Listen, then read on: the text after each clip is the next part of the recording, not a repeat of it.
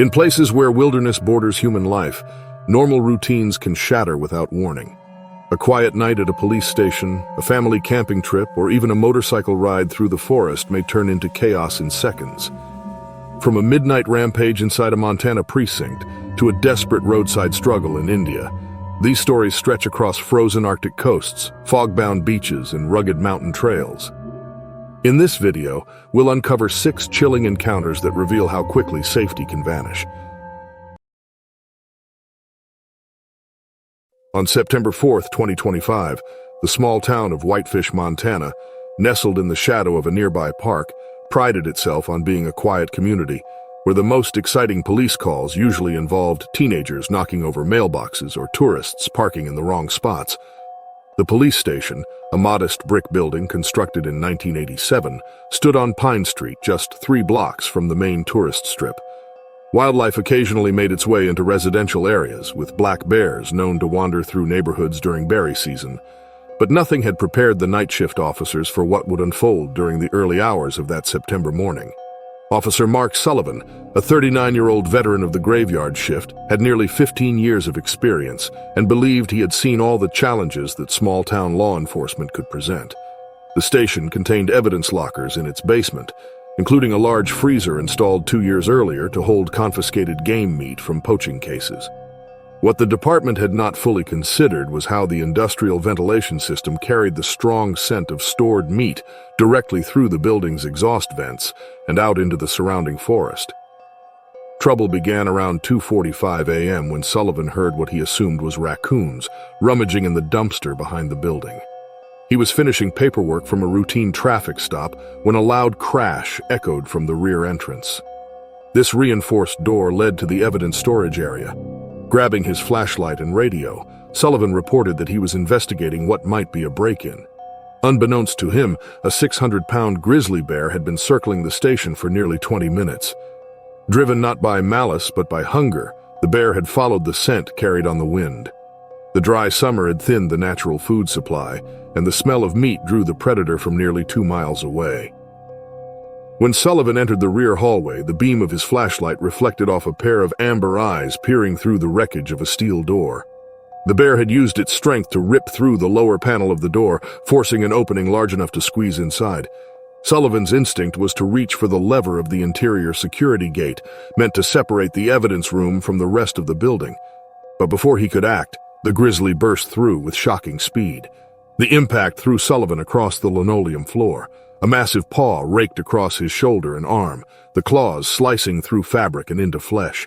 The wounds bled heavily as Sullivan scrambled behind a filing cabinet, clutching his arm while the bear continued forward into the heart of the station.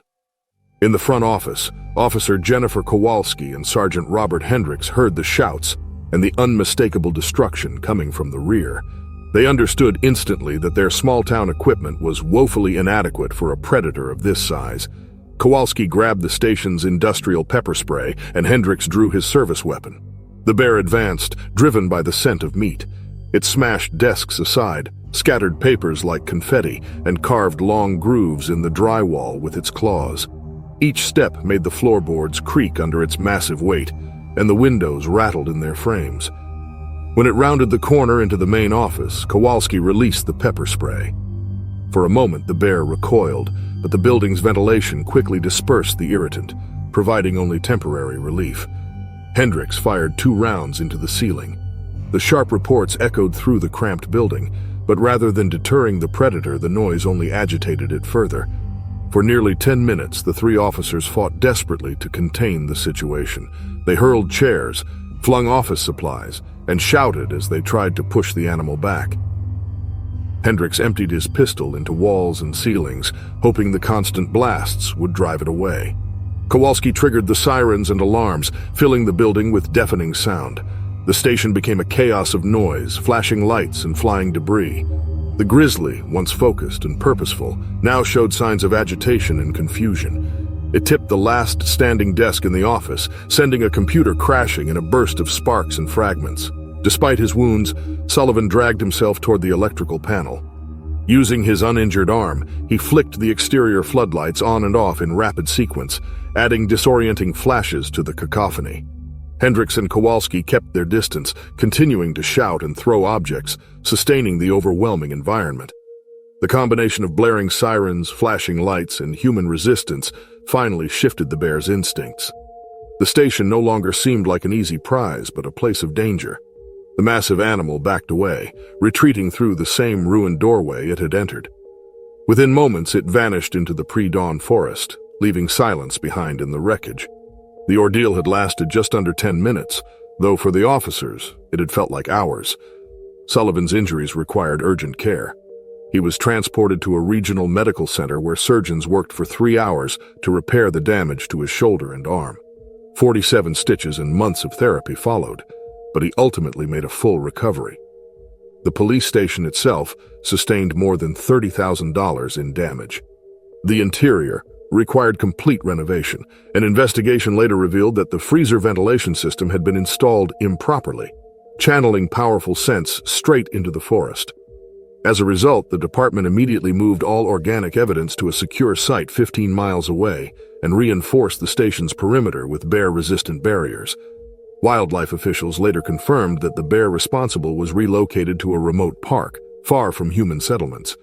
The event became a cautionary tale repeated throughout Montana law enforcement circles, a reminder that even in small towns, seemingly minor oversights could invite catastrophic encounters with the wilderness just beyond the edge of town.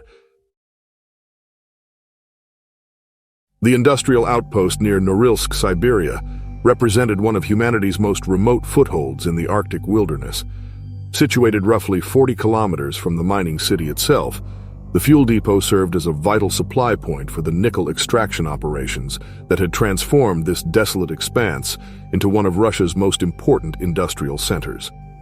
The facility, established in 1998, consisted of several prefabricated buildings clustered together against the winds, surrounded by massive fuel storage tanks and equipment yards that stretched across the frozen tundra like an artificial scar on the landscape.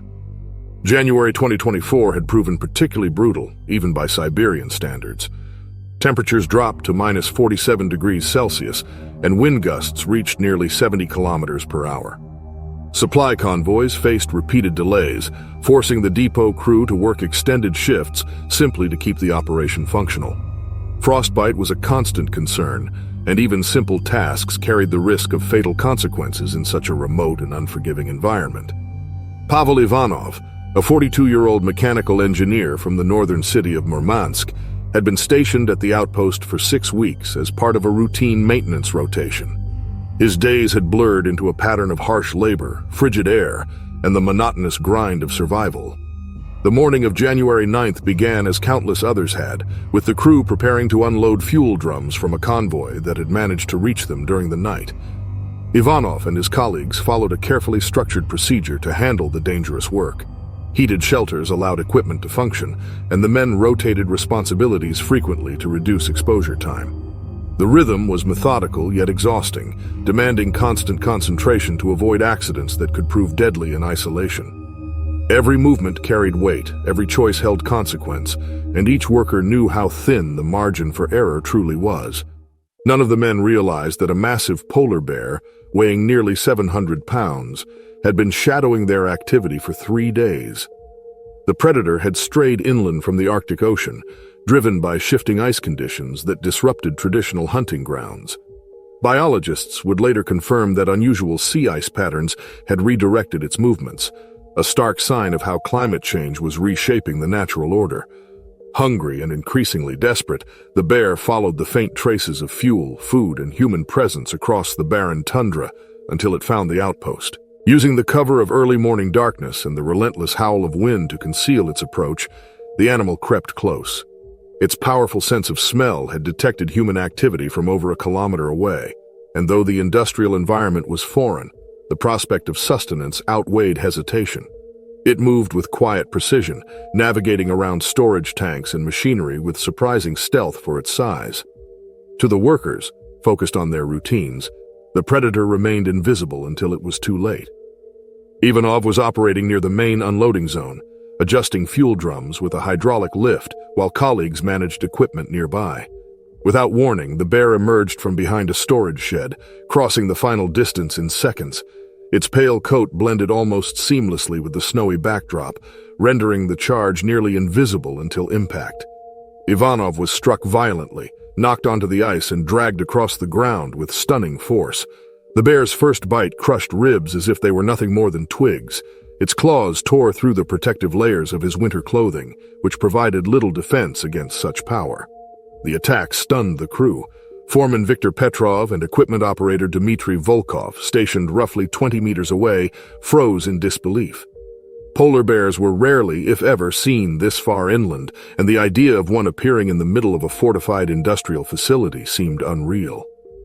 Petrov later admitted that his first thought was that exhaustion and cold had finally broken his perception, conjuring hallucinations in the snow. The horrifying reality only struck when Ivanov's cries and the bear's movements left no room for doubt. The men scrambled to respond, but their emergency training had not prepared them for such a scenario. Volkov reached for the facility's emergency kit and fired a flare, but the bitter cold rendered the first two attempts useless as the flares sputtered and died. The others shouted, hurled tools, and created as much noise as possible, desperate to divert the predator. The bear, however, showed no sign of fear. It tore at Ivanov with single-minded determination, treating him as prey rather than intruder. Its movements spoke not of territorial defense, but of hunger, driven by scarcity and survival. Minutes felt like hours as the assault continued. At last, Petrov and two others managed to ignite rags soaked in fuel, creating crude torches. Advancing cautiously yet desperately, they waved the flames and screamed into the wind. Fire succeeded where noise and flares had failed. The bear, momentarily uncertain, retreated into the snow, its dark eyes still fixed on the workers before it finally disappeared into the storm. The relief was fleeting. When the crew reached Ivanov, his injuries were catastrophic. Severe blood loss and internal damage left no chance of survival. He had already succumbed by the time they attempted to move him. The snow bore lasting witness to the violence. Shredded clothing, scattered tools, and dark stains that would remain visible for weeks despite new snowfall. For the surviving workers, the silence that followed was almost unbearable. 3 days later, wildlife officials from the Regional Environmental Ministry arrived to investigate. Their assessment confirmed that the animal had been an adult male in poor condition, showing clear signs of malnutrition. The shifting sea ice and unstable winter conditions had forced bears deeper inland than usual, into areas where humans rarely encountered them. The officials emphasized that this was not an isolated event, but part of a growing pattern. Climate disruption was forcing predators into desperate situations, bringing them into contact with people in ways both sides were ill-prepared for. The aftermath reshaped safety procedures at Arctic facilities across the region. Workers now received mandatory wildlife awareness training, emergency kits were upgraded to include more reliable deterrents, and motion-sensing lights paired with alarm systems were installed to warn of approaching animals. The outpost where Ivanov died became a testing ground for these measures, though privately, many employees doubted whether any technology could truly protect them against a determined polar bear.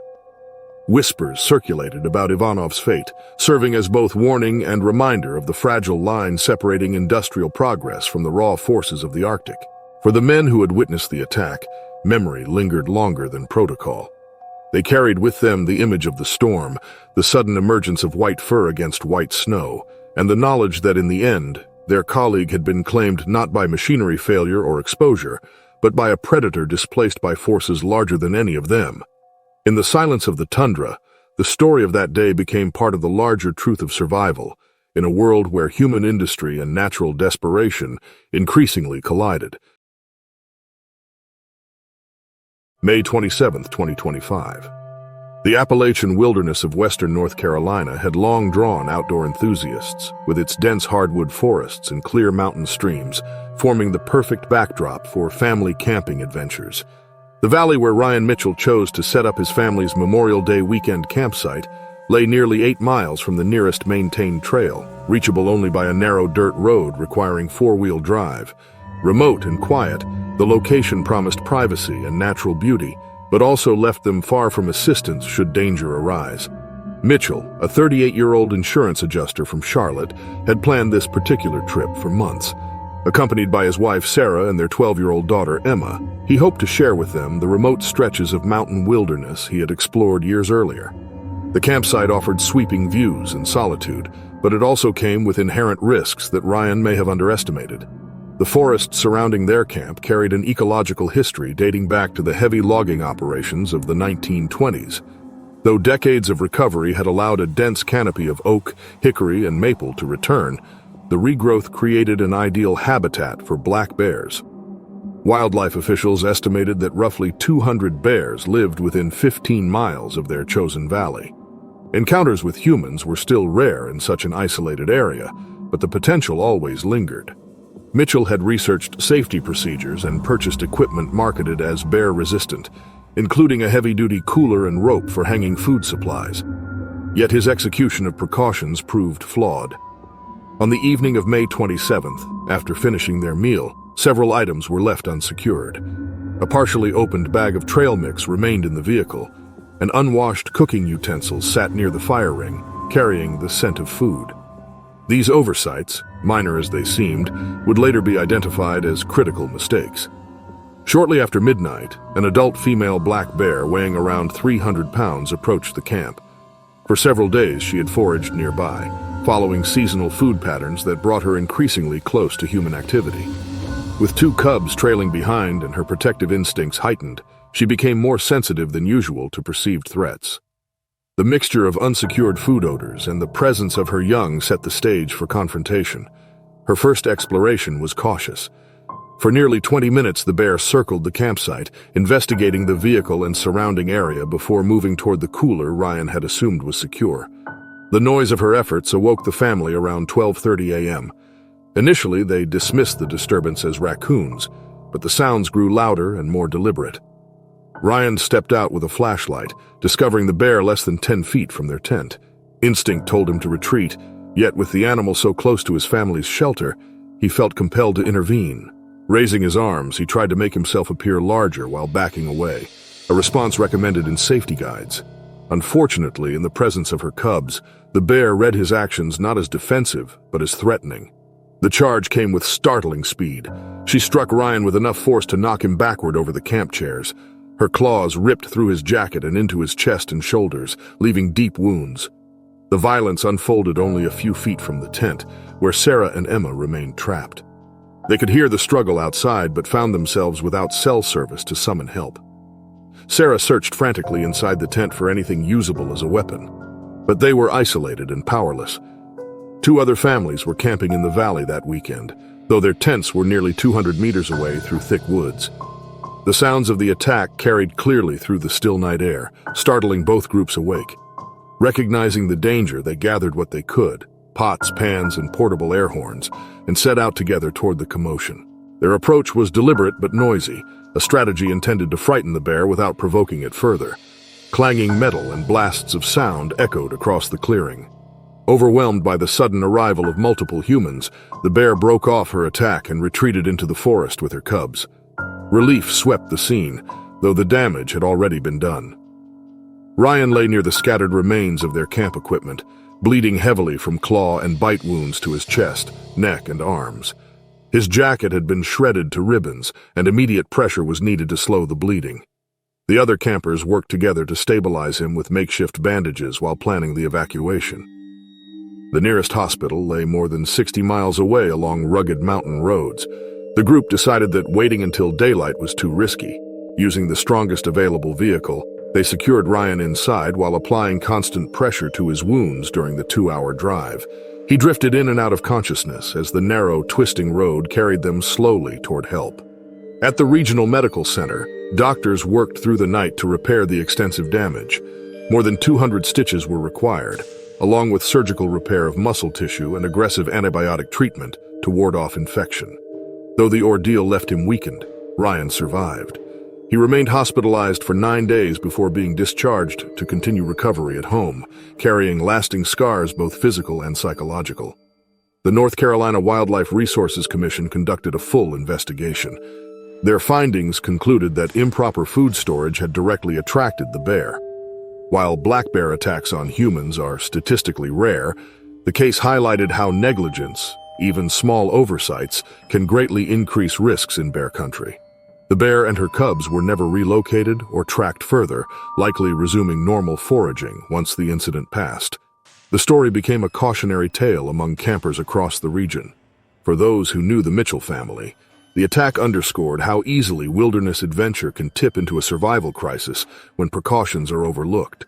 For Ryan himself, recovery meant not only regaining strength, but also carrying forward the hard-earned knowledge of what one mistake in bear country can cost. Kodiak Island, situated in the Gulf of Alaska roughly 50 miles southwest of the Kenai Peninsula, represented one of North America's most pristine yet perilous wilderness regions. Its unique ecosystem had for thousands of years supported the world's largest subspecies of brown bear, animals so immense that some individuals reached weights surpassing 1,500 pounds. This vast island, with rugged mountains, sweeping valleys, and an unforgiving coastline, stood as a place where the balance between predator and prey remained virtually unchanged since the last ice age. It was in this environment, harsh and awe-inspiring, that Marcus Hill and his hunting companions set out to track caribou. On June 18, 2025, Hill, a 34-year-old construction supervisor from Anchorage, embarked on a guided hunting expedition he had saved for over 3 years to afford. The trip represented both a personal goal and a chance to test his endurance in one of the most challenging terrains in the world. Accompanying him were fellow hunters Derek Paulson and James Crawford, both seasoned outdoorsmen with years of experience navigating Alaska's remote landscapes. Their guide, Tom Kowalski, had led expeditions across the island for more than 15 years and possessed an intimate understanding of wildlife behavior, migration patterns, and the hazards that defined the region. That morning began with conditions that seemed almost ideal. Clear skies promised visibility, and a steady wind carried away the island's notorious swarms of biting insects. Yet by mid-morning, the climate shifted. A dense fog rolled in swiftly from the Pacific, creeping inland until visibility collapsed to less than 20 feet.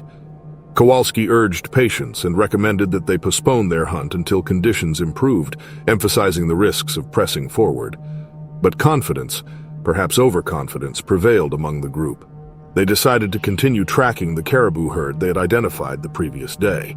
The choice, when paired with their earlier use of scent lures, would place them in grave danger. 2 days earlier, the hunters had prepared a blind near the beach, baiting it with commercial attractants meant to draw in caribou.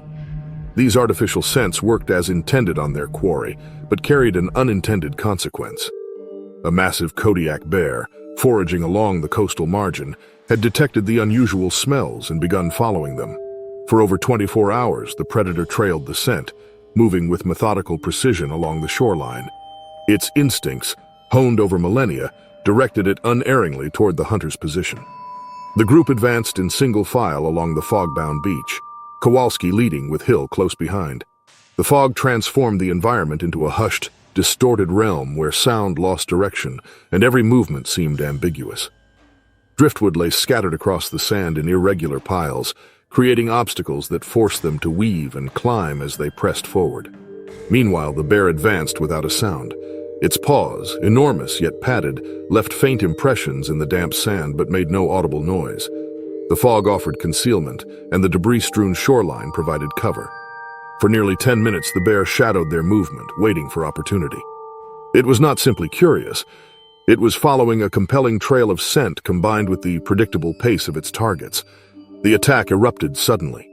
From the fog emerged a hulking shape less than 15 feet from Hill. In the space of a heartbeat, the predator launched itself forward, its bulk of more than 1,000 pounds moving with startling speed. Before Hill could raise his weapon, the bear's paw struck his chest and shoulder with tremendous force. The blow hurled him backward into the frigid surf. His rifle flew from his grasp, skidding across wet sand. Cold water closed around him, the shock stealing his breath, while the crushing strike left his body stunned and disoriented. His companions reacted in chaos, scattering for cover behind driftwood, fumbling for weapons obscured in the fog. Paulson fired 2 signal flares in the bear's direction, hoping to disorient or drive it away. The bursts of light briefly revealed the predator's immense frame, but also seemed to escalate its agitation.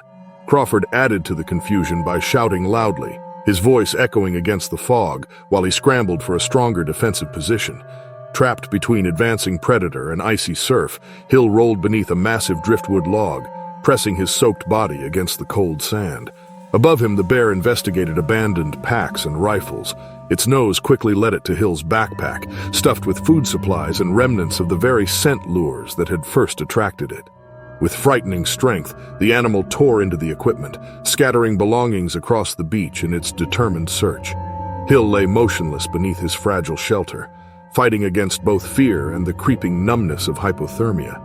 He could hear the ripping of fabric, the snapping of plastic, and the growls of an animal intent on feeding.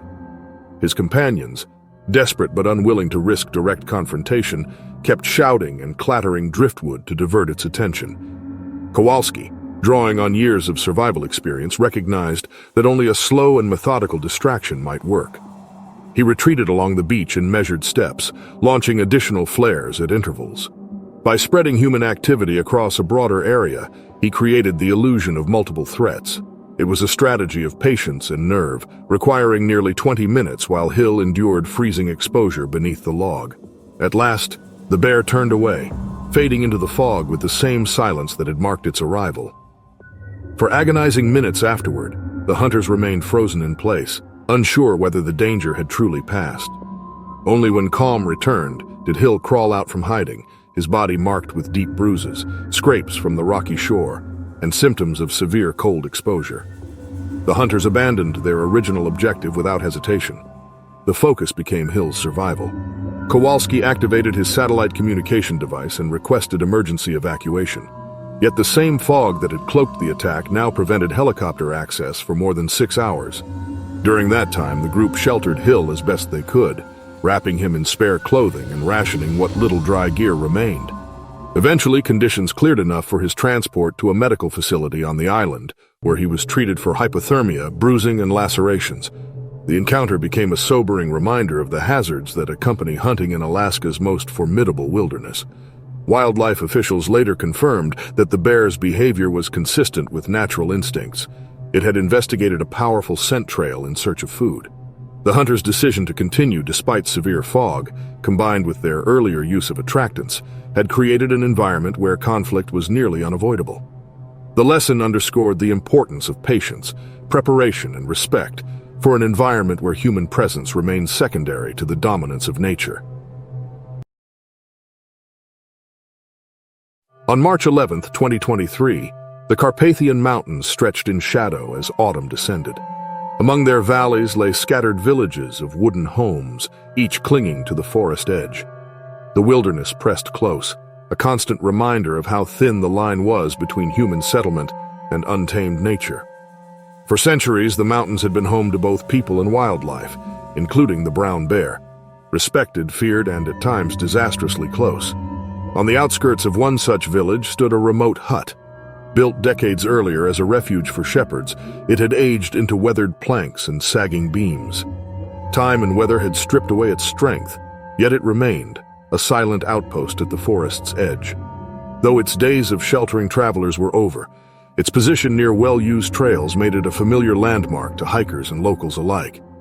That March, a group of hikers set out from the village with plans for a short excursion into the hills. The weather was clear, the trails well marked, and they carried food, water, and light packs.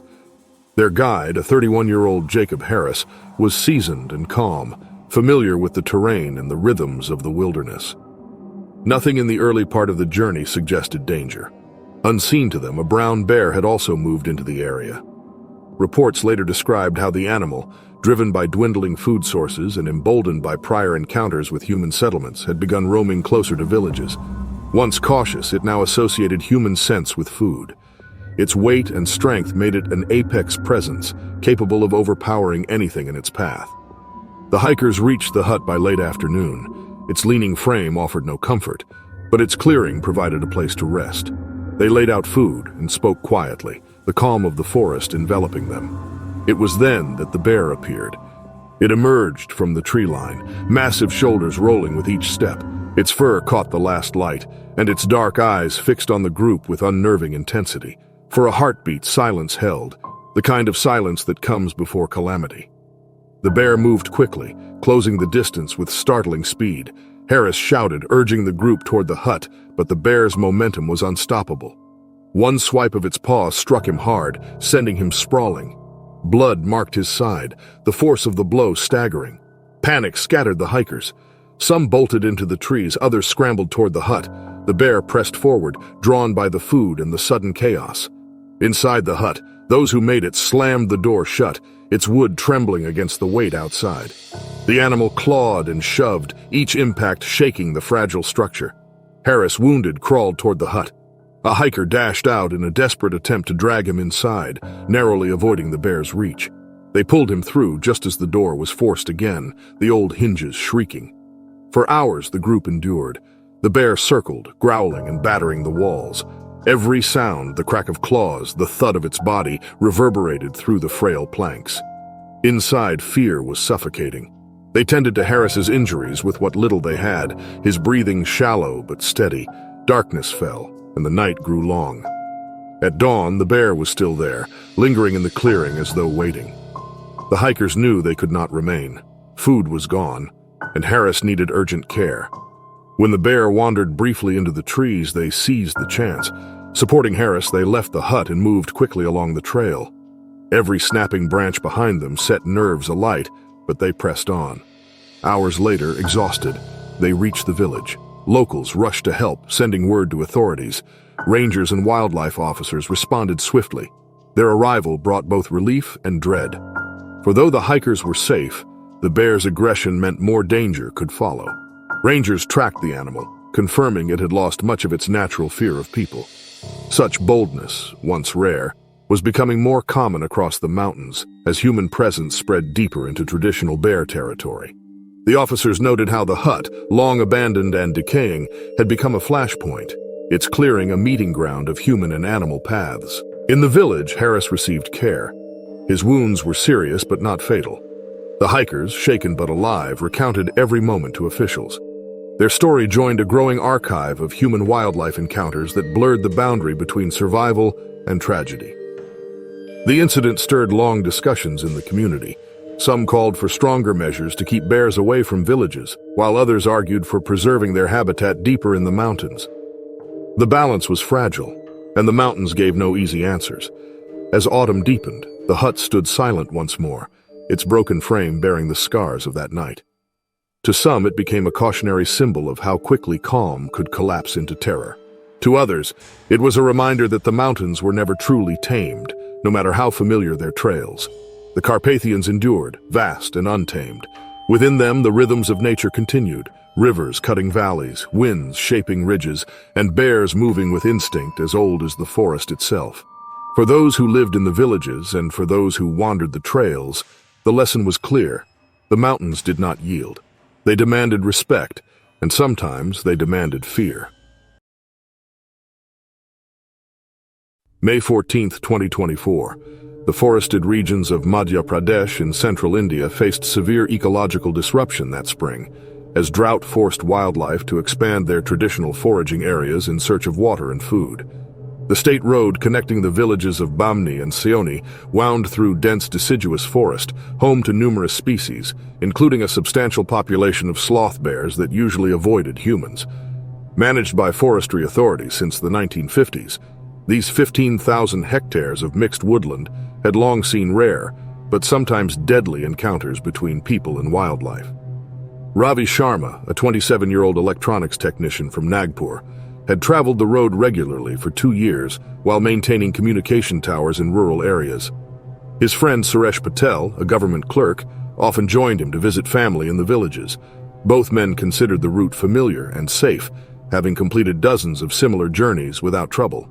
Their motorcycle, a standard 150cc model common in rural India, could handle the broken roadways linking isolated communities to larger towns. They preferred to travel by day when visibility was good and most wildlife remained inactive. But the drought had altered animal behavior, pushing nocturnal species into daylight foraging. The sloth bear that would attack them had been roaming an enlarged territory for nearly 3 weeks, driven by the scarcity of insects, fruit, and honey. Wildlife officers would later note that several bears in the region had begun shifting activity into daytime hours, often showing heightened aggression when startled. Sharma and Patel left Bamni at about 2:30 p.m., planning to reach Seoni before dark. The trip normally took 90 minutes, but drought-damaged surfaces slowed them considerably. About 25 kilometers from their destination, the attack occurred. The bear had been foraging less than 10 meters from the roadside when the motorcycle's engine startled it from the underbrush. Sloth bears, with poor eyesight and defensive instincts, often attack when surprised rather than retreat. Interpreting the motorcycle as a direct threat, the 300-pound animal charged. It closed the distance in seconds, striking the front wheel with tremendous force. The collision threw both riders to the dirt road. Sharma absorbed most of the impact, while Patel rolled clear and scrambled to his feet. His instinct was to flee for help, but with the nearest village 2 kilometers away, he faced a grim choice: attempt to fight the bear alone or leave Sharma behind. He chose to run for assistance, reasoning that 2 victims would help no one. On the ground, Sharma faced the enraged predator alone. The bear's claws, adapted for tearing apart termite mounds, raked deep wounds across his chest and arm. He struggled to roll into a roadside ditch, trying to use the depression as a barrier while the bear slashed at him. Claw marks scored his leg and torso as he fought simply to stay alive. The animal showed no predatory intent. Its aggression was a defensive reaction amplified by the crash. Meanwhile, Patel reached the nearest settlement, rallying residents who armed themselves with farming tools, metal containers, and torches. Rural communities had long relied on coordinated noise and fire to drive off dangerous wildlife. Shouting and clanging metal together, the group advanced down the road. The bear held its ground for several tense minutes, circling the ditch where Sharma lay bleeding. Only when faced with multiple humans and firelight did it retreat, disappearing into the forest but lingering nearby. Villagers found Sharma conscious but gravely wounded. They improvised first aid, applying pressure to his lacerations and preparing a cart to transport him toward medical help. The nearest hospital lay more than 40 kilometers away along rough roads that challenged even experienced drivers. The emergency evacuation took nearly 2 hours. By then, Sharma had lost significant blood and suffered broken ribs in addition to deep claw wounds. Doctors in Seoni stabilized him with surgery, repairing torn muscle and suturing extensive injuries. He underwent intensive antibiotic treatment to prevent infection and remained hospitalized for 12 days. After discharge, months of physical therapy were required to restore mobility, though he ultimately recovered. Forest officials investigated and confirmed that drought had driven sloth bears far outside their normal foraging grounds. Several cases of daytime aggression were recorded in the region during that season. Authorities increased patrols along forest roads and installed warning systems in nearby villages. Education campaigns reminded travelers that while sloth bears are not predators of humans, their defensive nature and powerful claws make them among the most dangerous large mammals in India when surprised. The attack on Sharma underscored how environmental stressors, particularly prolonged drought, were altering the relationship between people and wildlife in central India. For villagers who shared the forests with bears, it served as both a reminder of traditional wisdom in avoiding encounters and a warning of the new risks posed by climate-driven changes in animal behavior.